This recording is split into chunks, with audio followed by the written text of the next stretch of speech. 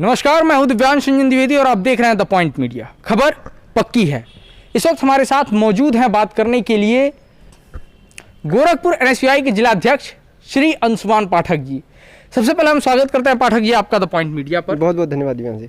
हम आपसे जानना चाहेंगे कि एनएसयूआई ने हमेशा छात्रों की आवाज़ उठाई, ऐसे में आपका ये जो एनएसयूआई के साथ सफ़र है वो कैसा रहा? देखिए, सबसे पहले तो आज के चैनल के माध्यम से मैं बताना चाहता हूं कि एनएसयूआई का इतिहास काफ़ी पुराना रहा है।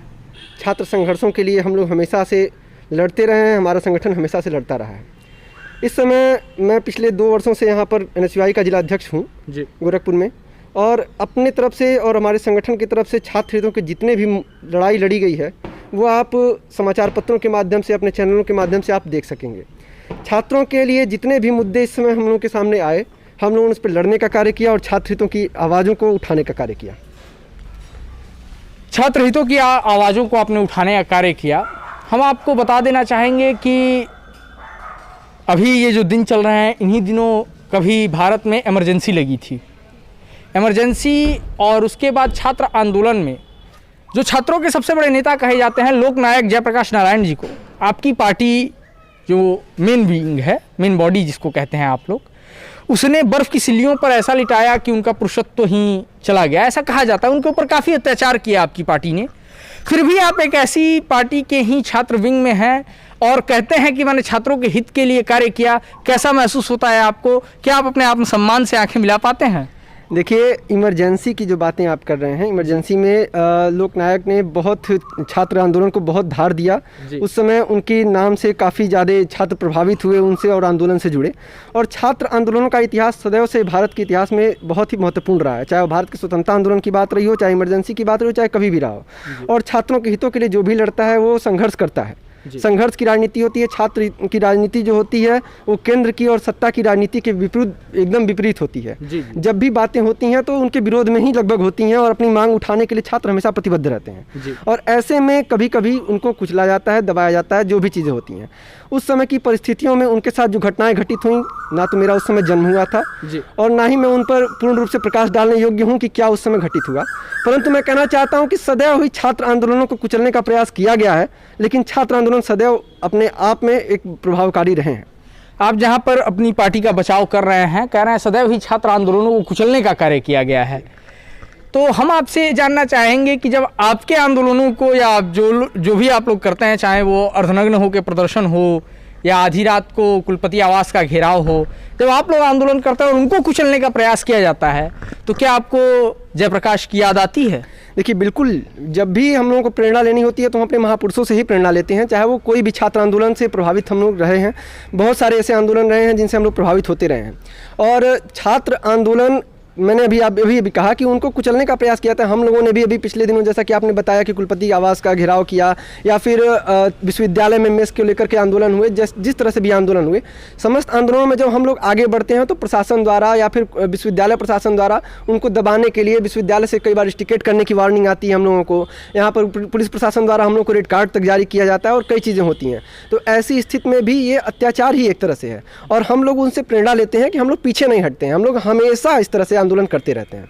चलिए, जरा सा इन तुलनाओं को पीछे छोड़ें। पार्टी में आने वाले समय में आप अपने आप को कहाँ देखते हैं आगे के 5 वर्षों में? देखिए, मैं वर्ष 2018 से एनएसयूआई से जुड़ा हुआ हूँ और अभी मेरे 3 साल यहाँ पर पूरे हुए हैं और मैं 1 वर्ष लगभग 6 महीने तक मैं महानगर अध्यक्ष रहा। अभी 2 सालों से मैं जिला अध्यक्ष के रूप में हूँ और एक तरह से सिस्टम इसी प्रकार चलता रहता है संगठन में और धीरे धीरे सीढ़ियाँ चढ़नी होती हैं। एकाएक की जो छलांग होती है वो लगाने का मैं इच्छुक नहीं हूँ। तो मैं धीरे धीरे संगठन में कार्य करना चाहता हूँ और आगे धीरे धीरे बढ़ता रहूँगा इसी में। गोरखपुर में हालांकि जब से प्रियंका गांधी जी आई हैं काफ़ी मजबूती मिली है उत्तर प्रदेश में कांग्रेस को। आपसे मैं जानना चाहूँगा, गोरखपुर में आप कार्य कर रहे हैं, कहीं ना कहीं प्रदेश के नेता आदर्श होते हैं, आप अपना आदर्श कांग्रेस की राजनीति में किसको मानते हैं? देखिए, कांग्रेस की राजनीति में आदर्श तो सदैव से हम लोगों के जो पूर्व नेता रहे हैं, हम लोगों के वरिष्ठ नेता जो रहे हैं, चाहे वो राजीव जी रहे हों, चाहे वो इंदिरा गांधी रही हों, इन लोगों को तो हम लोग देखते ही रहे हैं। लेकिन वर्तमान परिस्थिति में जिस प्रकार हमारे प्रदेश के नेतृत्व है, प्रियंका गांधी भी संघर्ष कर रही हैं और सभी मुद्दों पर संघर्ष कर रही हैं। साथ ही साथ हमारे प्रदेश अध्यक्ष अजय कुमार लल्लू जी हर मुद्दे पर इस समय, चाहे वो महंगाई का मुद्दा हो, चाहे वो बेरोजगारी का मुद्दा हो, चाहे वो पेट्रोल डीजल के दाम का मुद्दा हो, चाहे वो अत्याचार किया जा रहा है गरीबों पर उसका मुद्दा हो, सभी मुद्दों पर प्रदेश अध्यक्ष जी लड़ रहे हैं। तो ये सभी हमारे लिए आदर्श की बात है और उनसे प्रेरणा हम लोग को मिलती रहती है और उनके द्वारा दिए गए निर्देशों का पालन करते हुए गोरखपुर में भी एनएसयूआई के कार्यकर्ता आंदोलन में भाग लेते हैं। चलिए, आपने अभी कहा कि प्रियंका गांधी जी भी आपके आदर्श हैं, इसे याद रखिएगा। फिलहाल आपने कही थी कि गरीबों के लिए, गरीबों को दबाने कुचलने का जो काम हो रहा है उस पर हम आंदोलन उठा रहे हैं। लगभग 83 में एक नारा आया था, गरीबी हटाओ। उसके बाद भी कांग्रेस 2014 तक सत्ता में रही। वो क्या कारण थे कि गरीबी नहीं हट पाई थी? देखिए, ऐसा नहीं कि गरीबी नहीं हट पाई थी। 83 और 83 की इंडिया और 2014 की इंडिया बहुत अंतर आया। दिव्यांश जी, गरीब गायब हो गए थे नक्शे से। देखिए, ऐसा नहीं है कि आप गरीबी हटाओ का मतलब है कि गरीबों को उठाकर फेंक देंगे, ऐसा नहीं है। आप उनके उत्थान की बात करते हैं, धीरे धीरे चीज़ें परिवर्तित होती हैं। और ऐसा नहीं है कि 2014 के बाद से 2021 में आते ही मोदी जी ने जादू की छड़ी चलाई और गरीबी खत्म हो गई देश से। तो ये इस तरह से नहीं होता है कि आप गरीबी हटा देंगे। धीरे धीरे योजनाएं आती हैं, उनको उत्थान किया जाता है। उस तरह से कई सारी योजनाएं आई हैं और आप मानेंगे कि कांग्रेस की लाई हुई योजनाओं को ही मोदी सरकार ने उसको अपने माध्यम से लोगों तक पहुँचाया।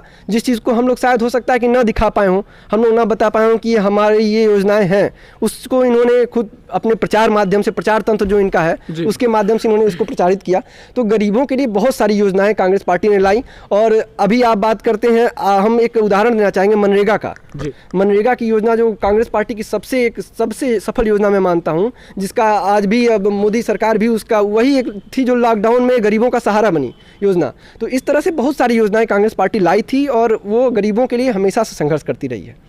चलिए, अभी मैंने कुछ याद रखने के लिए कहा था कि प्रियंका जी आपकी आदर्श हैं। कांग्रेस पार्टी ने एक थीम चलाया था, पूरी पार्टी एक बात को रट रही थी कि प्रियंका जी में इंदिरा जी की छवि दिखती है।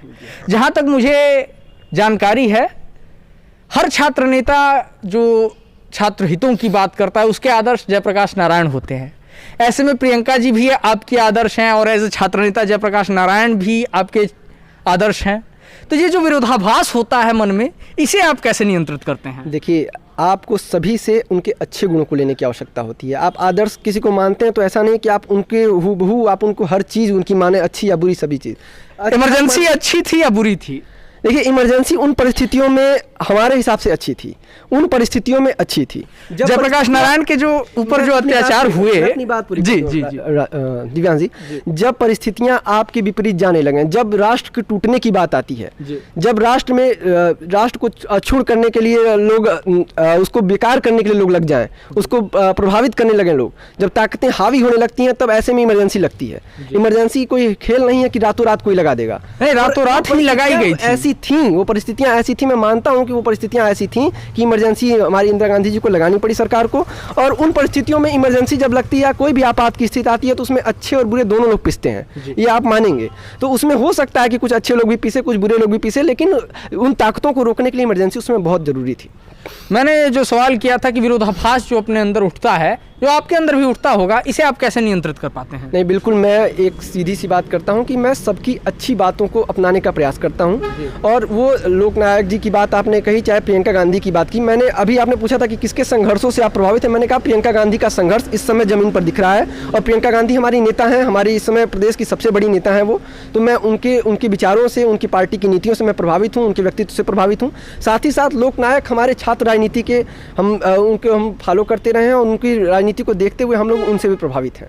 चलिए, आगे क्या रणनीति रहने वाली है आपकी संगठन के प्रति, और आगे का क्या आपका रणनीति रहेगी अपने जीवन के लिए, ये जरा हमारे दर्शकों को अवगत कराएं। देखिए, संगठन के लिए तो हम पूरी तरह से प्रयासरत हैं। अभी छात्र हितों के जितने मुद्दे हैं उसको हम लोग उठाते रहेंगे। साथ ही साथ अपनी व्यक्तिगत अभी मेरी कोई बहुत अभिलाषा नहीं है कि मैं पार्टी में ये कर लूँ वो कर लूँ। पार्टी जो जिम्मेदारी देती रहती है, समय समय पर जो भी जिम्मेदारी देगी, जैसे भूतपूर्व में मुझे 2019 में गोरखपुर से चुनाव कार्य प्रभारी बनाया गया था, चुनाव प्रचार का। इसी प्रकार आने वाले भी चुनाव होंगे, जिस तरह से जिम्मेदारी मिलती है 2022 में, उसमें भी हम लोग सहभागी बनेंगे। जैसे एनएसयूआई का क्या है कि एनएसयूआई कांग्रेस पार्टी की खुले रूप से छात्र शाखा है, तो हम लोग दोनों चीज़ों को हम लोग को उसमें सामंजस्य बैठाना पड़ता है। हम लोग छात्र राजनीति को भी लेकर चलते हैं, साथ ही साथ पार्टी द्वारा जो मुख्य धारा की राजनीति में सहयोग मांगा जाता है उसमें भी हम लोग सहयोग करते हैं। तो जो भी जिम्मेदारी 2022 के चुनाव में हम लोग को मिलेगी उसके लिए हम लोग तैयार हैं। तो ये थे हमारे साथ गोरखपुर एनएसयूआई के जिला अध्यक्ष अंशुमान पाठक। हम इनके लिए शुभकामनाएं व्यक्त कर रहे हैं। होती रहेंगी इनसे मुलाकातें, इनके ही जैसे और भी लोगों को हम लाते रहेंगे अपने चैनल पर। तो जुड़े रहिए हमारे साथ, देखते रहिए द पॉइंट मीडिया, क्योंकि हम दिखाते हैं वो जो खबर पक्की है। कैमरा पर्सन बादल के साथ मैं Divyansh Dwivedi, the point media.